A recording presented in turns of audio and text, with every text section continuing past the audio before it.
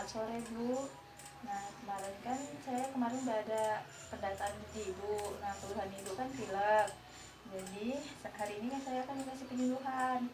Nah pilek itu yang terjadi pada Ibu itu adalah karena radang di tenggorokan. Jadi menyebabkan adanya produksi lendir. Jadi itu yang bisa menyebabkan Ibu bersin-bersin, pusing, maka terjadinya pilek.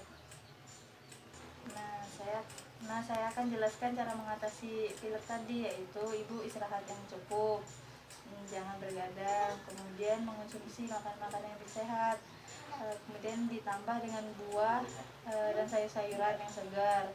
Kemudian, nah Ibu kan lagi pilek, jadi nanti kalau menyusui adiknya, kalau bisa pakai masker. Kemudian kalau bisa sebelum pegang adiknya cuci tangan dulu.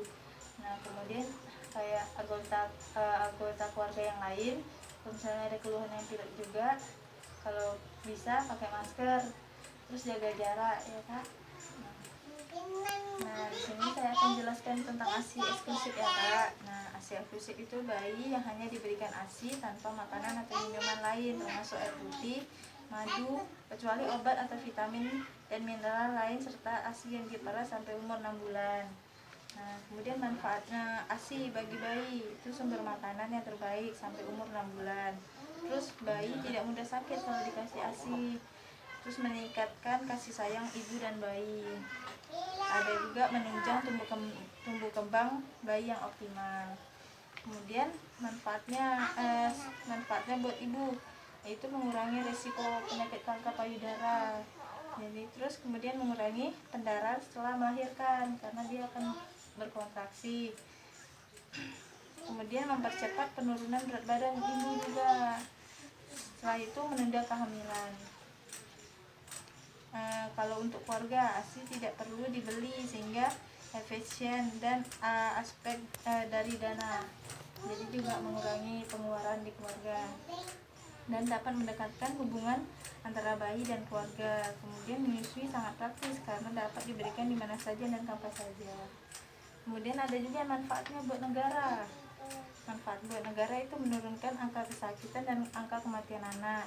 Terus mengurangi subsidi untuk rumah sakit tentang anak-anak sakit setelah melahirkan.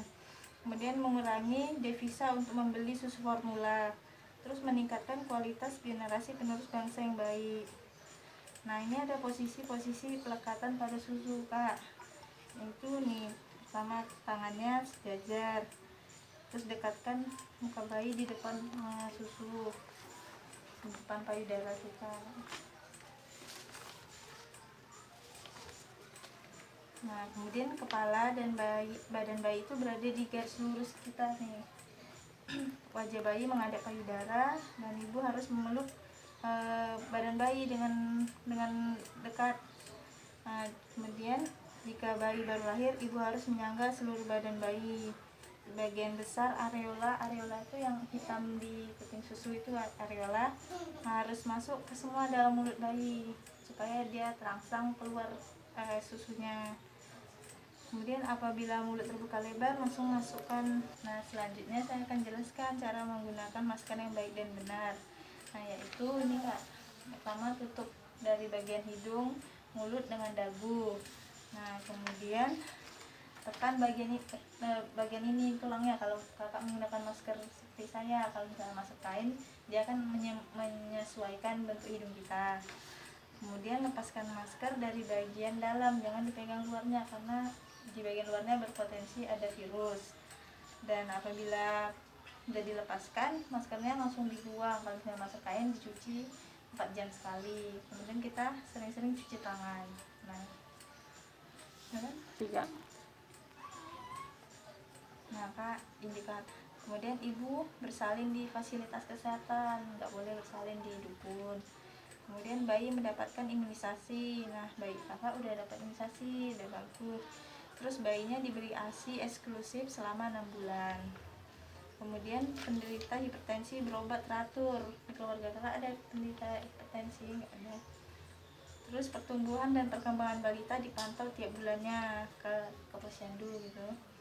Kemudian penderita TB paru berobat sesuai standar. Nggak ada ya Kak sini yang batuk berbulan-bulan gitu.